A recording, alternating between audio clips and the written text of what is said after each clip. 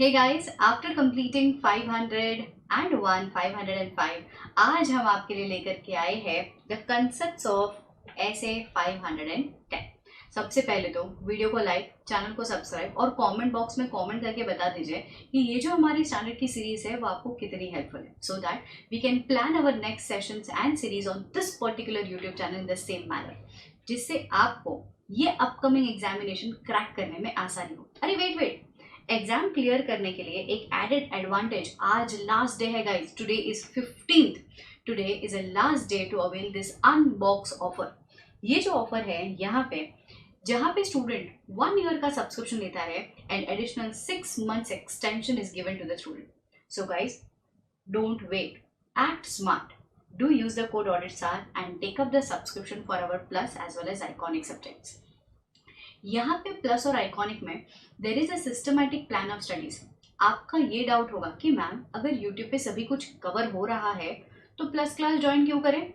क्योंकि गाइस, एक सीक्वेंस में स्टडी करना, एक सिस्टमैटिक प्लान से स्टडी करना is a need of an hour. CA is a professional course, it requires highest level of dedication and consistency. अगर systematic तरीके से हम कोर्स को, पोर्शन को, सब्जेक्ट को कवर नहीं कर पाते, that is a minute reason for the failure. So act wise, ठीक है? Small amount should not cost you 6 months, right? So evaluate the plans. हमारे ऑडिट के लिए तो मैं आपको खुद गारंटी देती हूँ, हमारे कोर्स में वीकली टेस्ट सीरीज होती है, चैप्टर वाइज टेस्ट सीरीज होती है, 10 times मोर क्लास ही क्लास में रिविजन, रिकैप्चुलेशन होता है। What are you waiting for? अगर audit is a nightmare for you, Unacademy plus and iconic subjects are the solution. ठीक है, तो do apply the code and take up the subscription. चलो, now without any further delay let's get started with a quick revision of SA 510 and 550।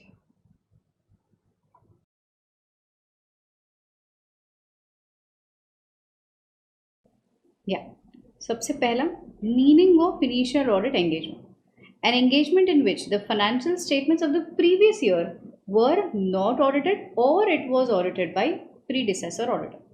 अगर ऐसा हुआ है तो क्या करेंगे? हम लोग चेक करेंगे कि प्रीवियस ईयर ऑडिट किसने किया था। अगर सेम ऑडिटर ने ऑडिट किया था, पिछले साल भी आपने ऑडिट किया था, करंट ईयर भी आप ही ऑडिट कर रहे हो, तो ये तो रेकरिंग ऑडिट है, स्टॉप। ये रेकरिंग ऑडिट है, अगर रेकरिंग ऑडिट है तो stop. But ma'am recurring audit नहीं है, ये दोनों अलग अलग पर्सन है। प्रीवियस ईयर जिसने ऑडिट किया था एंड करंट ईयर जो ऑडिट कर रहे हैं वो दोनों अलग अलग पर्सन है। तो क्या करेंगे? तो we will apply the procedures. हम लोग चेक करेंगे कि क्या पिछले साल के ऑडिटर ने अपने ओपिनियन में मॉडिफिकेशंस ऐड किया था, क्वालिफिकेशंस ऐड किया था। क्योंकि अगर लास्ट ईयर का क्लोजिंग मॉडिफाइड है, लास्ट ईयर का क्लोजिंग मॉडिफाइड है, तो करंट ईयर के ओपनिंग पे इम्पैक्ट होगा। तो हम लोग बोलेंगे कि oh my god, previous year का रिपोर्ट क्वालिफाइड था, you will have to state this as per S 710। हम लोग कंपेरेटिव फाइनेंशियल स्टेटमेंट्स के हिसाब से देखेंगे एंड देन आगे बढ़ेंगे। बट पिछले साल का ओपिनियन मॉडिफाइड नहीं था। पिछले साल का ऑडिटर जो है मिस्टर XYZ कहता है कि ma'am financial statements are true and fair, बिल्कुल भी गलती नहीं है, कोई गड़बड़ी नहीं है। तो हम लोग चेक करेंगे कि क्या करंट ईयर का ऑडिटर, मतलब आप, you are satisfied with the opinion express by the predecessor auditor. If yes, if at all you are satisfied, yes था मतलब ये अनसेटिस्फाइड है। If you are satisfied, so you just have to tally the closing balances correctly brought forward as opening balances. But you are unsatisfied. If at all you are unsatisfied, तो हम लोग सारे के सारे procedures apply करेंगे। Ma'am procedures as in you will check each and every balances of the previous year, as in investments check करेंगे, fixed asset check करेंगे, debtors, creditors, bank, cash, ये सारा ही value check करेंगे। एंड उसके बाद हम लोग कहेंगे कि yes, the last year's closing balances are perfectly brought forward as current year's opening balances। यहाँ पे एक और answer I want you all to write is objective of the standard of essay 510। I gave you 2 objectives। क्या था? पहला ये वाला point कि the opening balances are not misstated, to check whether the opening balances contains misstatement, and दूसरा the accounting policies of the previous year and the current year are consistent। Write this and mark this as an important point।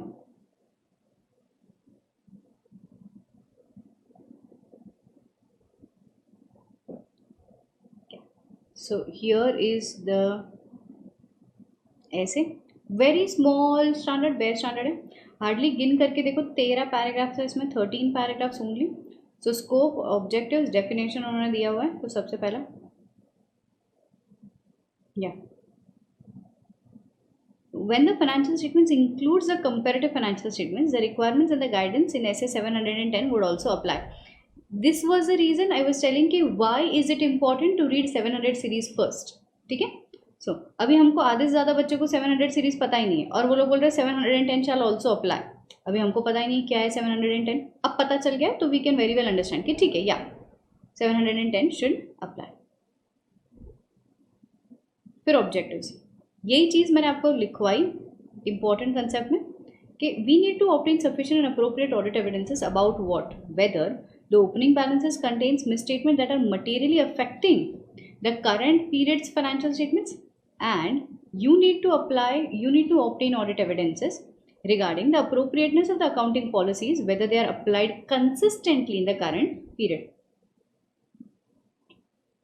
And for this dev standard, initial audit का मतलब क्या होता है? Financial statements were not audited by predecessor auditor. This can be asked as a definition. Okay. Next, what are the opening balances? Opening balances का मतलब होता है current year का opening, that is last year's का closing balances of the previous year which are reflected in the current financial. predecessor auditor का मतलब क्या है? जो पिछले साल का ऑडिटर है उसको हम लोग कहते हैं predecessor auditor. Audit procedures. Now here you start about procedures के देखो भाई, अगर इनिशियल ऑडिट एंगेजमेंट है, पता चल गया है, तो मेरे प्रोसीजर्स क्या है? हमारे प्रोसीजर्स रहेंगे कि जो मोस्ट रीसेंट फाइनेंशियल स्टेटमेंट्स है, मतलब जस्ट इसकी इमीडिएटली प्रीसीडिंग प्रीवियस ईयर का फाइनेंशियल स्टेटमेंट है, वो उठा करके पढ़ लो। पर एनी रेलिवेंट इन्फॉर्मेशन, कोई डिस्क्लोजर्स है, हमको एविडेंसेस निकालना है कि opening balances should not contain miss statement, तो हम लोग डिटरमाइन करेंगे कि क्या सही तरीके से एडजस्टमेंट्स किए हैं, ओपनिंग बैलेंसेस का अकाउंटिंग पॉलिसीज अप्रोप्रिएट है, prior period financial statements audited है, तो इवैल्यूएट कर लो उन्होंने क्या ओपिनियन दिया था, स्पेसिफिक प्रोसीजर्स अप्लाई कर लो to check the opening balances. ठीक है। And now ma'am if it all I find misstatement, ठीक है, मुझे मिस स्टेटमेंट मिला, तो अब हम क्या करेंगे? देखिए गाइस, मिस स्टेटमेंट को हम लोग क्या करते हैं, मिस स्टेटमेंट को हम लोग को अक्यूमुलेट करना होता है।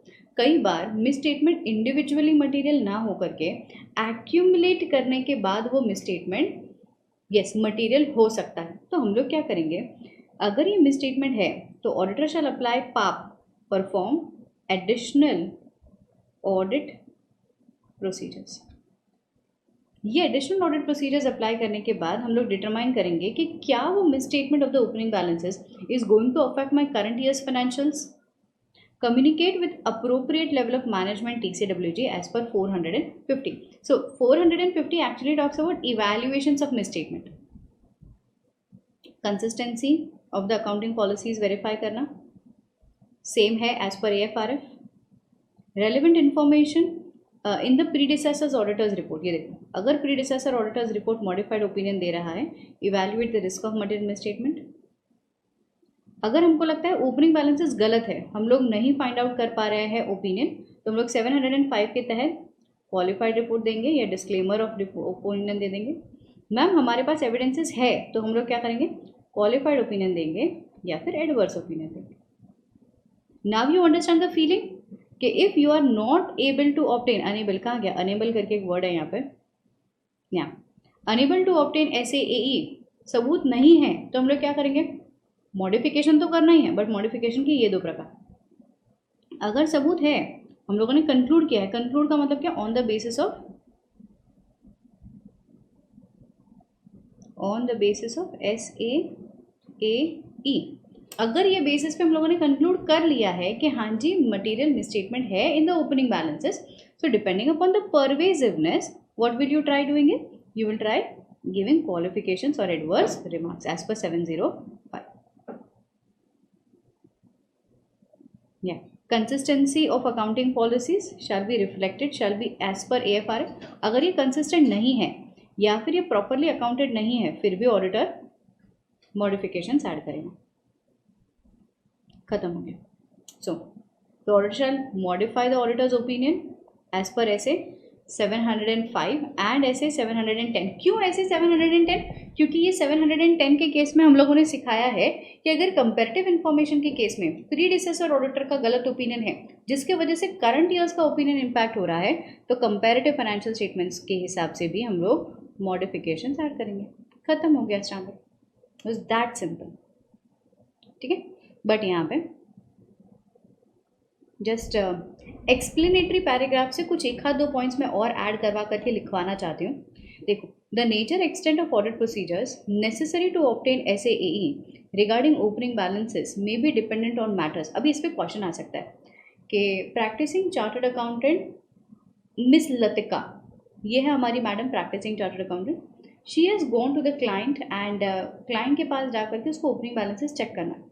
Now she is not aware about कि यार मैं किस हिसाब से ओपनिंग बैलेंसेस को चेक करूँ, कोई फैक्टर्स है क्या कि ओपनिंग बैलेंसेस को चेक करने के लिए इन मैटर्स के हिसाब से आप प्रोसीजर्स अप्लाई कीजिए। हम बोलेंगे हाँ, it depends upon accounting policies followed by entity, nature of the account balances, class of transactions, disclosures and फूफाजी, significance of the opening balances, prior period financial statements were audited or not, and if so predecessor auditor का opinion modified था या नहीं था।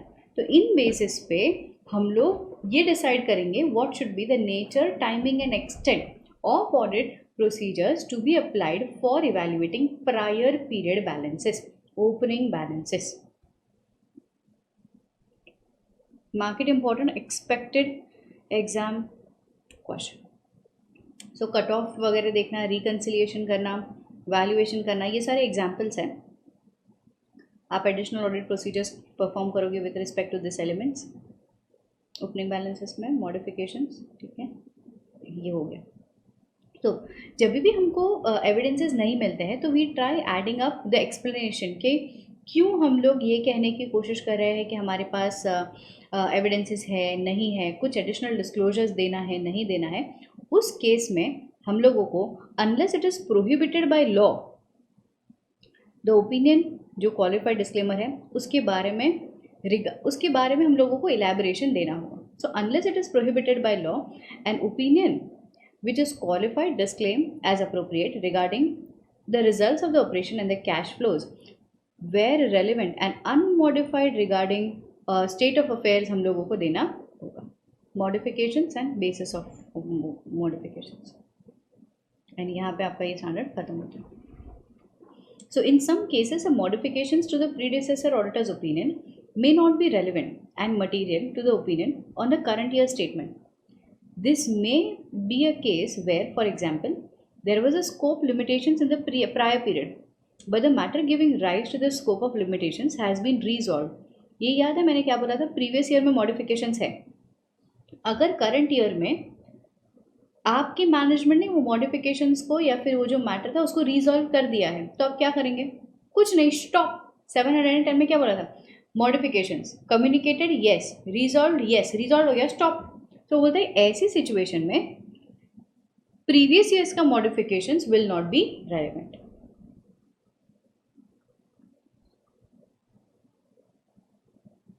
Not be relevant and done. Here you complete your essay 510। चल, after completing 500 series में 540, now it is a time to start with essay 550। ये 550 ये जो स्टैंडर्ड है ना, it is a very important standard.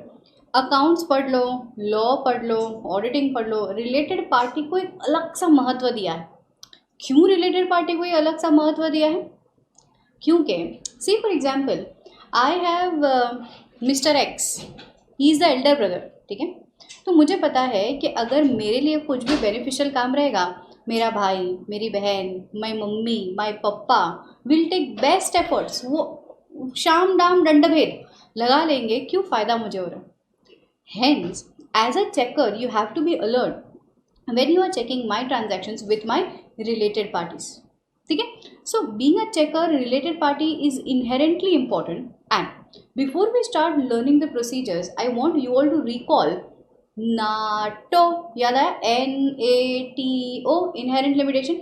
Others में we had 4 things: statutory laws and regulations, fraud, collusion, going concern and related party. सो कहीं ना कहीं ऐसे 200 ने भी हमको एक इंसाइट दे करके रखा था ऑलरेडी कि रिलेटेड पार्टी को इवैल्यूएट करने में ना कुछ इनहेरेंट लिमिटेशंस होता है।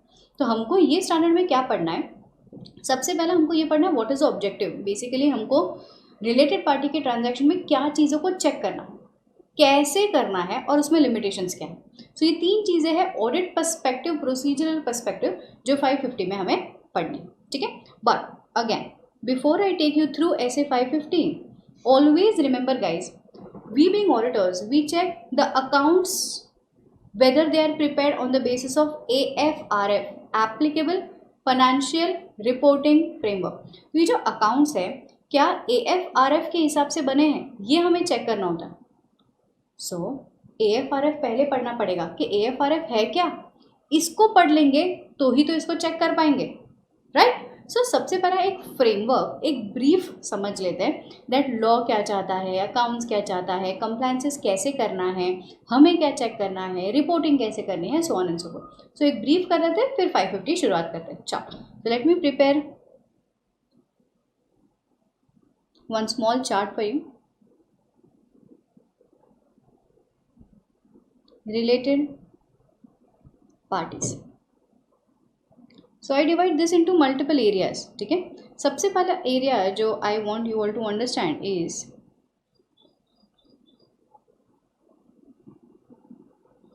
AS 18 या फिर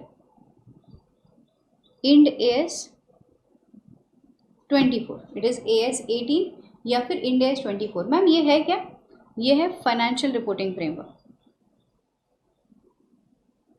financial framework that whenever the organization is having a transaction, is transacting with related party, how is it required to be represented, how is it required to be presented in the accounts, ठीक है।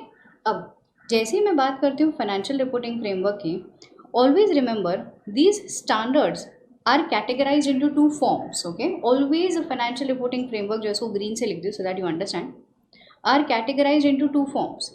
कुछ होते हैं valuation standard और कुछ होता है disclosure standards. Valuation standard का मतलब क्या होता है, जहाँ पे वो जैसे कि इंड AS 16 ऐसे वाले स्टैंडर्ड में वो लोग बताते हैं कि फिक्स्ड एसेट को वैल्यू कैसे करना है, कि हमारे प्लांट एंड मशीनरीज है, हमारे इक्विपमेंट्स है, हमारे गोडाउन है, प्रॉपर्टीज़ है, उसको वैल्यू कैसे करना है, अमाउंट क्या लिखना है। तो कुछ अकाउंटिंग स्टैंडर्ड्स जो होते हैं या इंड AS होता है वो फ्रेमवर्क ऐसा होता है जिसपे आपको अमाउंट वैल्यूएशन के बारे में पता चलता है। कुछ फ्रेमवर्क ऐसे होते हैं जैसे कि सेगमेंट रिपोर्टिंग, रिलेटेड पार्टी, ये ऐसे ट्रांजैक्शंस हैं जहाँ पे उन लोगों ने वैल्यूएशन के बारे में कुछ नहीं कहा कि ठीक है मैंने मेरे हस्बैंड के साथ कोई ट्रांजैक्शन किया तो वो ट्रांजैक्शन है उसको उसी अमाउंट पे डिस्क्लोज करना है, बट किस हिसाब से डिस्क्लोज करना है, एडिशनल डिस्क्लोजर्स चाहिए क्या, अमाउंट पे फोकस नहीं है। The focus is on identification that if Khushboo ma'am has entered into transaction with related party, इस बंदे के साथ, इस भाई के साथ, हस्बैंड, पप्पा, जिनके साथ भी ये ट्रांजैक्शन हुआ है, ये transaction is appropriately disclose to the shareholders. ये सारे शेयर होल्डर्स को डिस्क्लोज किया ना कि पप्पा के साथ ट्रांजैक्शन हुआ, ये कंपनी का उनके रिलेटेड पार्टी के साथ ट्रांजैक्शन, तो अमाउंट वही होगा जिस अमाउंट पे ट्रांजैक्शन हुआ है। पैसे जितने मैंने दिए उतने उन्होंने जितने लिए उतना ही अमाउंट डिस्क्लोज होगा, बट एडिशनल सेपरेट नोट्स में भी हम लोग डिस्क्लोज करेंगे कि भाई almost 2% monetary value, important value, significant transaction हुआ है with related parties. So this standard is a disclosure standard. So when I talk about related party, always remember the related party, it is a disclosure standard. So being an auditor, you may not very much be keen about checking the amount, but you will be keen about whether the transaction of Khushbu ma'am with the related party is appropriately disclosed or not. ठीक है? So accounting framework समझा? So this is accounting framework. दूसरा आता है legal framework, जहाँ पे हम लोग बात करते हैं सेक्शन नंबर 188 177 की। What is 188 177? यहाँ पे समझो एक चीज़ होती है गाइस, 188 का मतलब होता है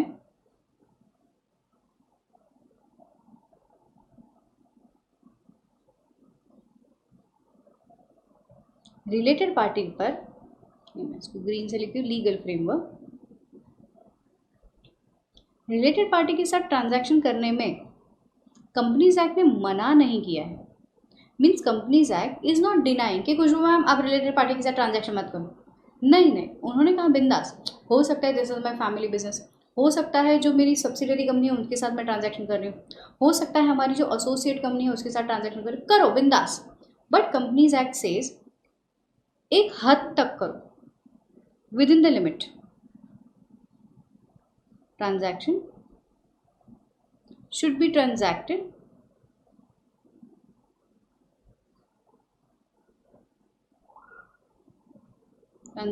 within limits। तो 188 ने कुछ लिमिट्स दे करके रखी है आपको, 10% ऑफ नेटवर्थ, 10% ऑफ टर्नओवर, 2%, 2,50,000, कुछ ऐसी लिमिट्स दे करके रखी है। मैम अगर मेरा पूरा business is with related party, मेरा बिजनेस मेरे पापा के बिजनेस के साथ एकदम ही कनेक्टेड है, पापा रॉ मटेरियल देते हैं, मैं मैन्युफैक्चरिंग करती हूँ, सेल करती हूँ, पूरा कनेक्टेड है यहाँ पे, तो ऐसे केस में क्या होगा, कुछ नहीं, स्पेशल रेजोल्यूशन ले लो। तो लीगल प्रोविजंस उन्होंने दे करके रखे, if it all it exceeds within the limit तो you take special resolution, audit committee से चर्चा कर लो कि किस हिसाब से इसको डिस्क्लोज करना है। सो लीगल फ्रेमवर्क ने हमें कंपनीज के लिए ये बताया है that whether these transactions are complied with और not, these provisions are complied with or not। clear? perfect। अब perfecto, next thing we talk about is standard। अब आता है हमारे स्टैंडर्ड के बारे में। SA 550, this is auditing framework।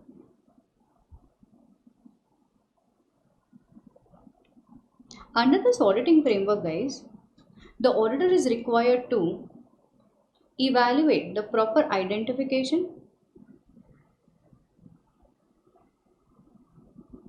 and disclosure of related party and transactions with related party,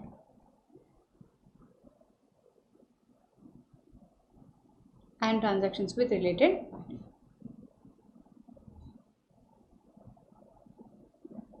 तो हम लोग क्या करते हैं, हम लोग इस SA 550 में, this is our main objective, we want that the man, say for example मैं, आप आए हो मेरी कंपनी में क्योंकि मेरे ट्रांजैक्शन चल रहे पापा के साथ, तो आप आए हो मेरे कंपनी में, आपको ये चेक करना कि खुशबू मैम क्या आपको पता है कि your transactions with papa is called as related party transaction, papa falls under the definition of related party. मैंने कहा हाँ I know this, I have appropriately identified कौन है related party and appropriately disclose the transactions with related party. So your framework calls upon whether the management is aware about the definition of related party, whether the management is aware that the transaction, हो सकता है कि मैंने father in law को भी definition में consider कर लिया, बट वो है ही नहीं रिलेटेड पार्टी के डेफिनेशन में, right. So all in all we being auditors have to check the appropriate identification and the disclosure of related party and transactions with related party। ठीक है,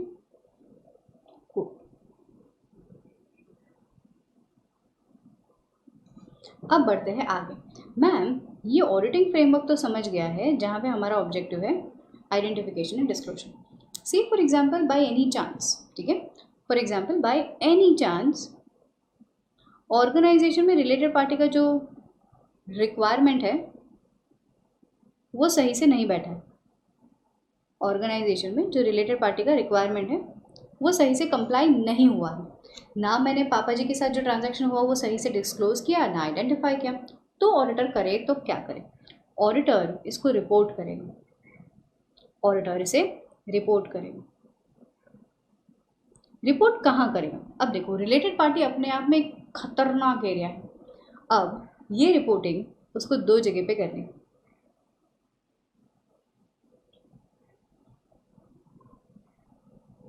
कारो 2020 एंड इंडिपेंडेंट ऑडिटर्स रिपोर्ट। कारो 2020 में यह reporting framework,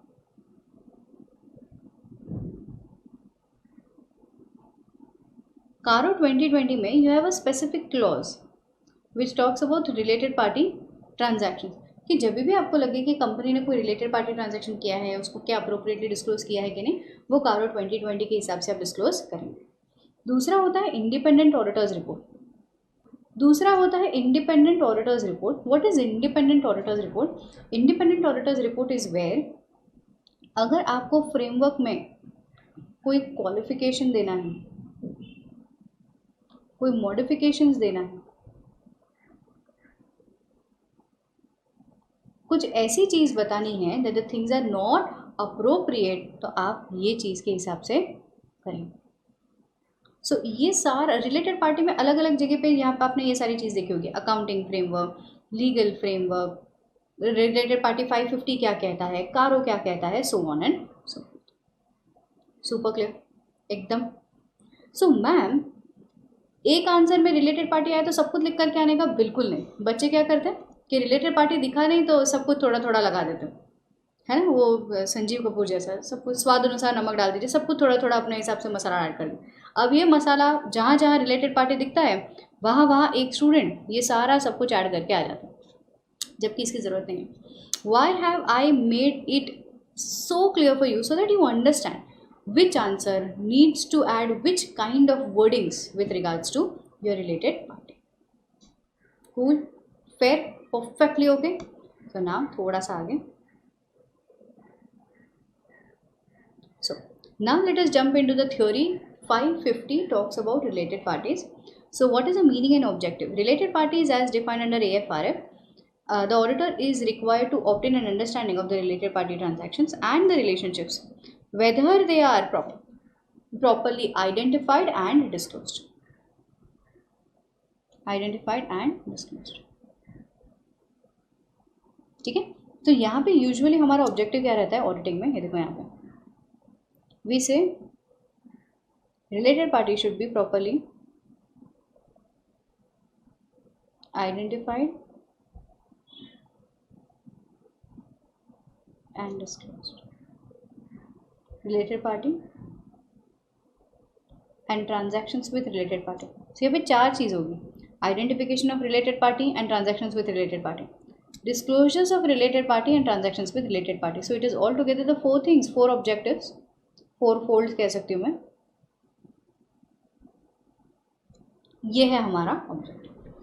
but एक minute, मैं कब से ये जो रिलेटेड पार्टी कहती जा रही हूँ, ये रिलेटेड पार्टी का डेफिनेशन क्या है? Who all will be covered as related party? कौन कवर होगा रिलेटेड पार्टी में? तो हम लोग कहते हैं, देखो, सो इफ जो भी एंटिटी को ऑडिट आप कर रहे हो उसका अकाउंटिंग फ्रेमवर्क होगा। जैसे कि कंपनीज के लिए हम लोग बोलते हैं AS इंडिया 133 कहता है, 133 कहता है कि आप AS या इंडिया फॉलो करें। तो वैसा ही अगर आप LLP हो, प्रोप्राइटरी हो, जो भी आप एज एन एंटिटी हो, आपके लिए अगर AFRF इस्टेब्लिश्ड है, अकाउंटिंग फ्रेमवर्क इस्टेब्लिश्ड है, तो रिलेटेड पार्टी का definition will be same as that AFRF। मैंने कहा डन। बट स्टैंडर्ड अगर AFRF ने इस्टेब्लिश नहीं किया तो, जैसे कि मैं प्रोप्राइटरी का कोई ऑडिट कर रही हूँ, इंडिविजुअल का ऑडिट कर रही हूँ, वहाँ पे कोई स्पेसिफिक लॉ नहीं है कि आप AS ही फॉलो करो। तो if AFRF has not establish related party then, तो फिर स्टैंडर्ड कहता है, तो 550 will give you the definition. 550 कहता है सबसे पहला पॉइंट, द एंटिटीज और द पर्सन। मतलब आज अगर आप ऑडिट मेरा करने आए हो तो see for example there is a person influencing my company, या फिर I individually influencing my company, तो I will be regarded as related party. क्यों? द एंटिटी और द पर्सन, एंटिटी मतलब कोई भी कंपनी, होल्डिंग कंपनी, और द पर्सन मतलब कोई ऐसा इंसान जो डायरेक्टर है, प्रमोटर है, कोई ऐसा पर्सन है जो मेरी कंपनी को होल्ड, इन्फ्लुएंस या एनी काइंड ऑफ डोमिनेशन कर रहा है, that entity as well as that person will be regarded as related party for my entity. तो कहते हैं पर्सन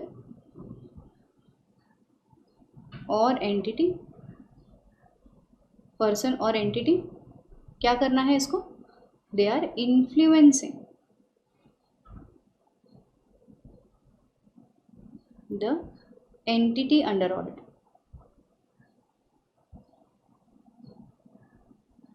पॉइंट नंबर 2, मैंने कोई एंटिटी को कंट्रोल किया है, जैसे कि मेरी कोई सब्सिडरी हो गई, मेरी कोई एसोसिएट कंपनी हो गई, तो the entities controlled by reporting entity.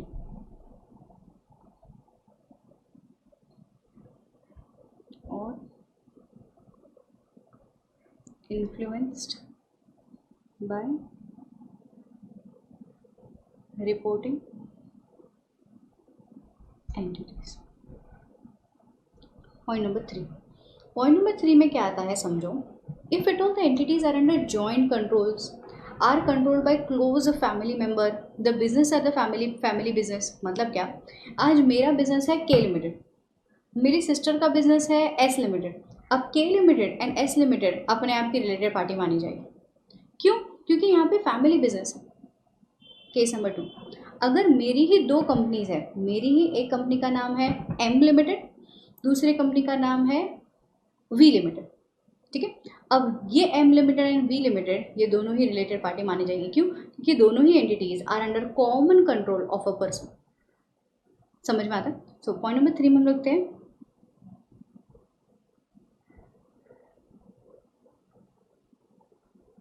Common control, family business और business owned by close family members. But यहाँ पे ना एक एक्सेप्शन है. पॉइंट नंबर 3 का एक्सेप्शन समझो क्या है. अंडरस्टैंड. से फॉर एग्जाम्पल मैं एक गवर्नमेंट हूँ. अब मैंने तो कई सारी एंटिटीज़ में ओनिंग करके रखा है. सेल, भेल, टेल, है ना, SAIL, BHEL, टेल पे चलो मैंने रैंडम एग्जांपल है. तो ऐसी कई सारी एंटिटीज़ में गवर्नमेंट ने ओनिंग करके रखा है. अब हर किसी की मतलब गवर्नमेंट एक तो कॉमन एंटिटी है, तो गवर्नमेंट ने जितनी भी एंटरप्राइजेस में ओनिंग करके रखा है, क्या हर कंपनी को एक दूसरे की रिलेटेड पार्टी मानते जाएगी? इतना डिस्क्लोजर करेगा कौन?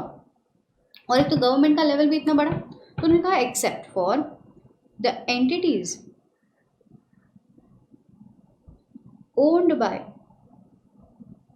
या कंट्रोल्ड बाय लिखते हैं,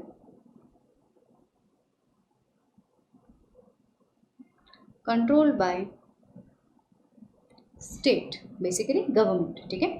अनलेस, हाँ, अगर मैंने कंपनी ए, कंपनी बी, कंपनी सी तीनों में ओनिंग करके रखा है. क्या किया है?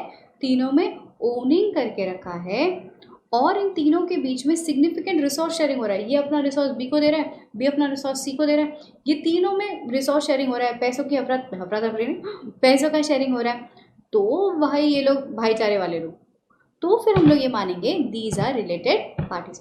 सो until unless there is a significant resource sharing, we will not consider these companies just on the basis they are commonly controlled by state. ठीक है. So exception, entities controlled by state unless there is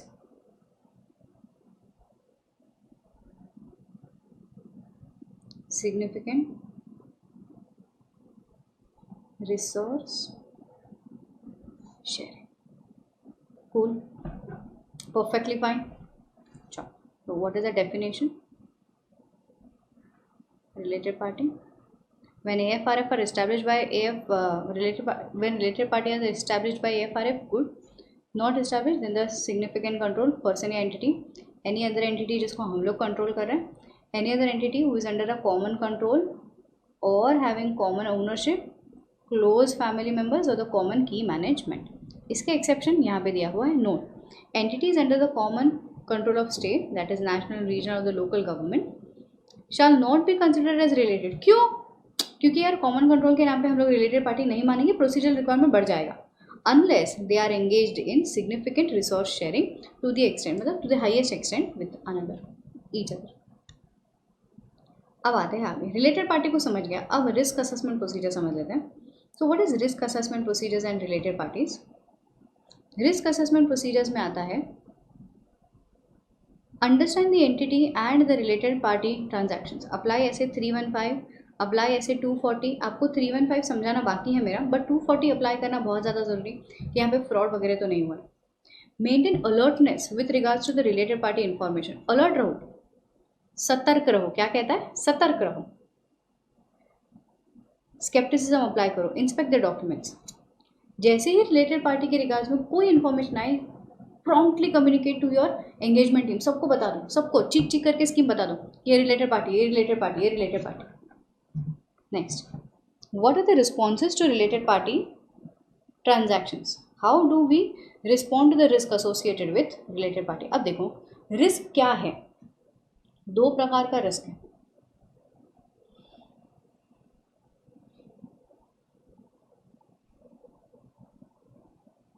risk associated with related party transactions. Yeah, so when the risk are related with related party transactions, तो हम लोग कहते हैं कि these risks are divided into two parts. सबसे पहला आता है newly identified related party. What is newly identified related party? पहले पता ही नहीं था कि यार ये भाई साहब रिलेटेड पार्टी, ठीक है, एंड अचानक से फिर पता चला कि यार ये तो रिलेटेड पार्टी के डेफिनेशन में आ रहा है, तो you accordingly start understanding this. So NIRP, newly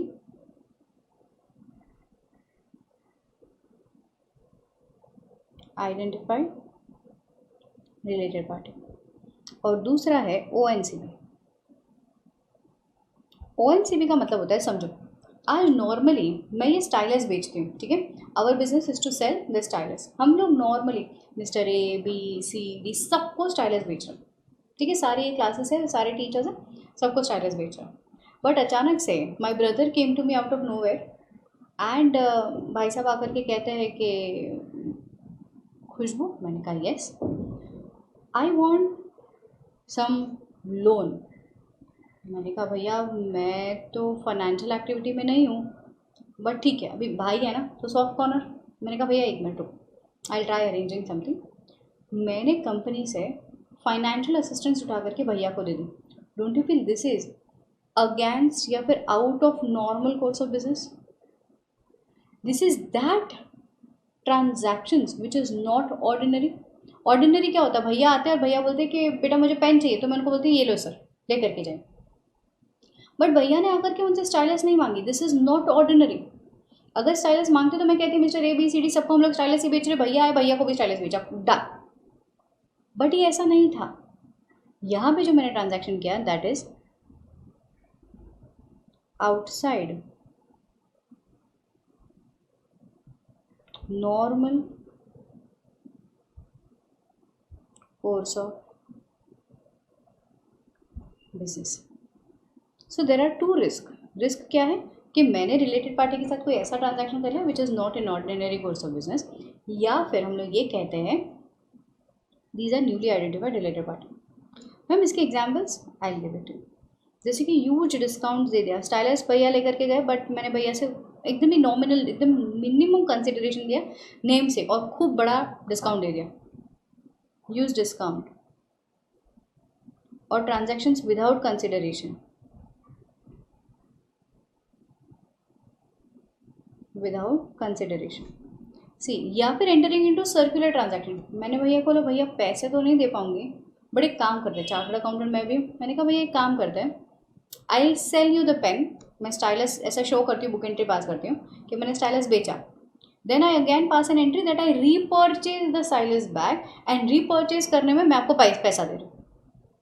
सो कई बार होता है ना financial transactions in the way that you sell and lease back, इसको बोलते हैं circular transactions. So entering into circular transactions,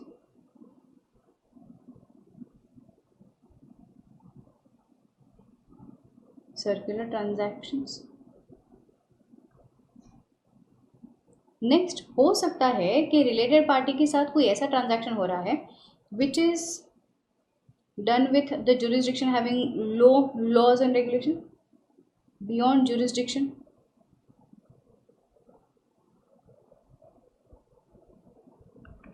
ठीक है, so that is what you have to evaluate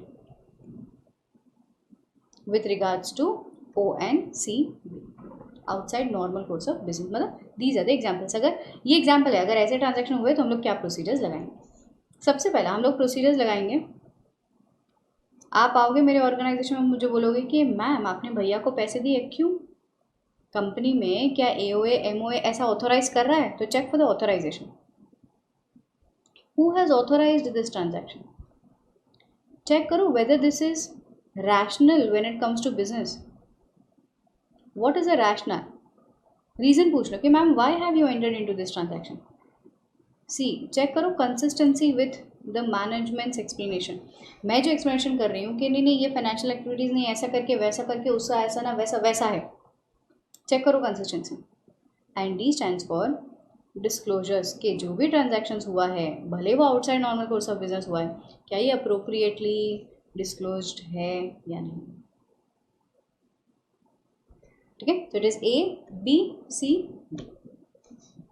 next आता है NIRP, newly identified related party में. सबसे पहला तो मैनेजमेंट से इंक्वायरी करो, भाई why controls failed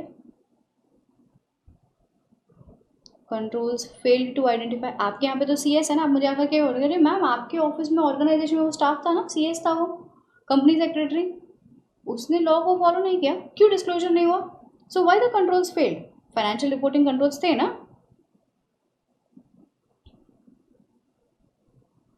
very importantly promptly communicate to your engagement team. जैसे आपको पता चला कि अच्छा ये तो रिलेटेड पार्टी ट्रांजैक्शन है, प्रॉम्प्टली कम्युनिकेट. क्योंकि आगे कोई भी ट्रांजैक्शन ऐसा हो with related party in any area, sales, purchase, debtors, credit, जो भी एरियाज में, your team should be alert.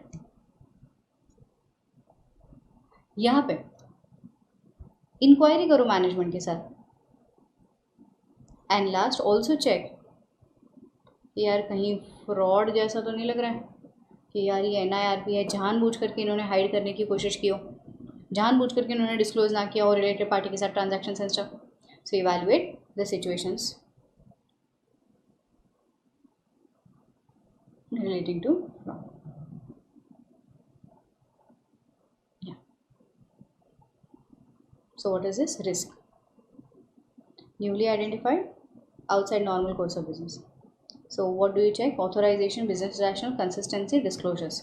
What is examples?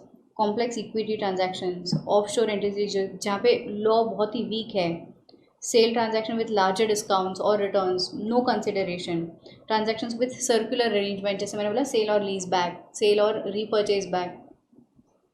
NIRP में क्या करेंगे? न्यूली आइडेंटिफाइड है, promptly communicate to your team, inquiry with the management, why your controls failed, identification क्यों नहीं हुआ, इवैल्यूएट इंडिकेशंस ऑफ फ्रॉड, पाप करना पड़ेगा additional audit procedures in order to satisfy yourself about the sufficiency and appropriateness of audit evidences. Additional audit procedures.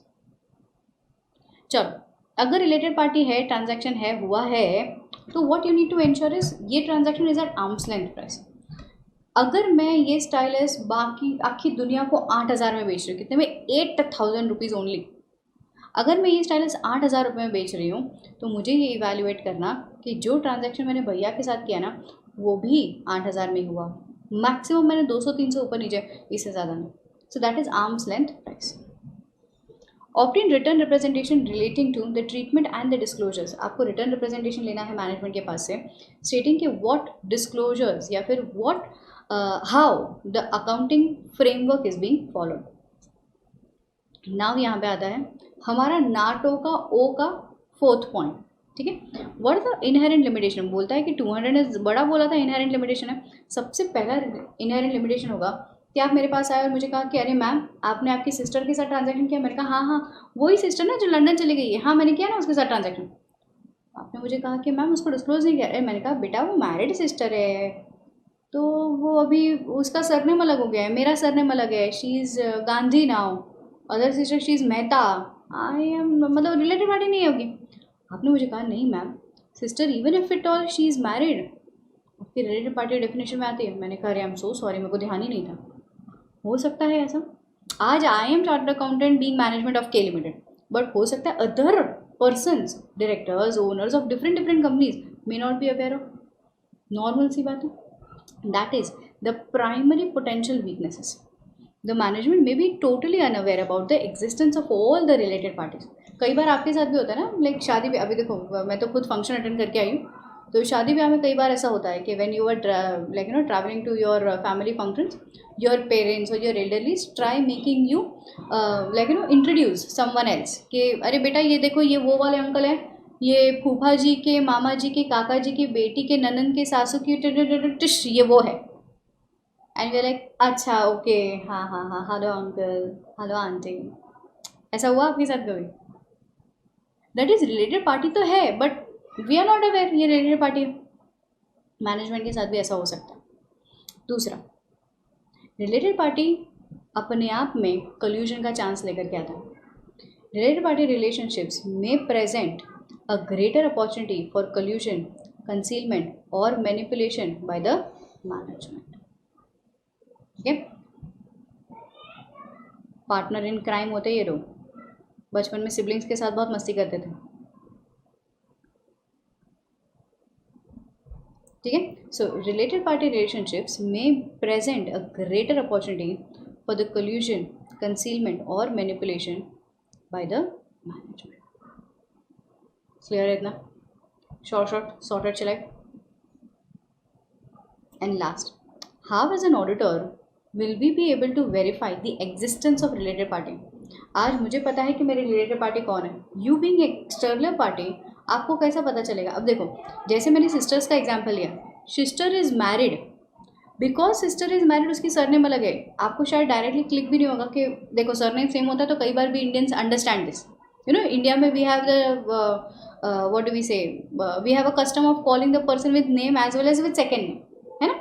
Foreign countries में जहाँ पे हम लोग सिर्फ फर्स्ट नेम यूज़ करते हैं वहाँ पे तो बात ही अलग है। यहाँ पे एटलीस्ट वी कैन कोरिलेट कि अच्छा सर नेम सेम लग रहा है, रिलेटेड पार्टी है, right. But other than that अगर सरनेम सेम नहीं है तो any kind of checking which you have to make, yes, हम लोग बोलेंगे कि आपको कौन से डॉक्यूमेंट्स वेरीफाई करने हैं या चेक करने हैं। तो इनकम टैक्स रिटर्न्स जो आपने सप्लाई किया, क्योंकि इनकम टैक्स में भी रिलेटेड पार्टी की इन्फॉर्मेशन दी होगी आपने, information which are supply to regulatory authority, shareholders का रजिस्टर क्या है, कॉन्फ्लिक्ट ऑफ इंटरेस्ट मैनेजमेंट ने, TCWG ने ऐसा कोई स्टेटमेंट बनाया है क्या, एंटिटी ने इन्वेस्टमेंट कहाँ कर रखा है, क्योंकि जहाँ इन्वेस्टमेंट करके रखा है वो हो गई controlling industry, controlling entity. Contracts, significant contracts which are outside normal course of business, which are not in ordinary course. Specific correspondence जो आपने प्रोफेशनल एडवाइजर के साथ किया है। लाइफ इंश्योरेंस पॉलिसी, कई बार कंपनीज ना अपने की मैनेजरियल पर्सन के लिए लाइफ इंश्योरेंस पॉलिसी लेती है, तो जिनके लिए इंश्योरेंस पॉलिसी ली है, यू हैव टू अंडरस्टैंड वो बहुत ही इंपॉर्टेंट है ऑर्गेनाइजेशन के लिए। So evaluate this. Any contracts which are renegotiated during the period, जैसे ही कॉन्ट्रैक्ट में एंटर हुआ फिर से नेगोशिएट किया। Internal auditors report, documents associated with entities filing with statutory authority, जैसे कि सिक्योरिटी रेगुलेटर, प्रोस्पेक्टस आपने इशू कर दिया है, तो ऐसे सारे फॉर्म्स और डॉक्यूमेंट्स वेरीफाई कर लो so that you identify who all are related party to the company. Done, बस these are the concepts of related party. ठीक है, how to verify, I hope you have understood this, starting from the framework, procedures and last but not the least is reporting. Reporting में guys कारों में हम लोगों ने पढ़ ही लिया है ये कि कारों में रिपोर्टिंग होता है। एंड इंडिपेंडेंट ऑडिटर्स रिपोर्ट में कब रिपोर्टिंग होता है? When the related party transactions are not appropriately disclosed, are not appropriately identified and are kept hidden, मतलब छुपाया गया है। तो हम लोग यहाँ पे मॉडिफिकेशन ऐड कर सकते हैं एज पर SA 705। कूल है, डन। यहाँ पे होता है हैप्पी एंडिंग ऑफ SA 550।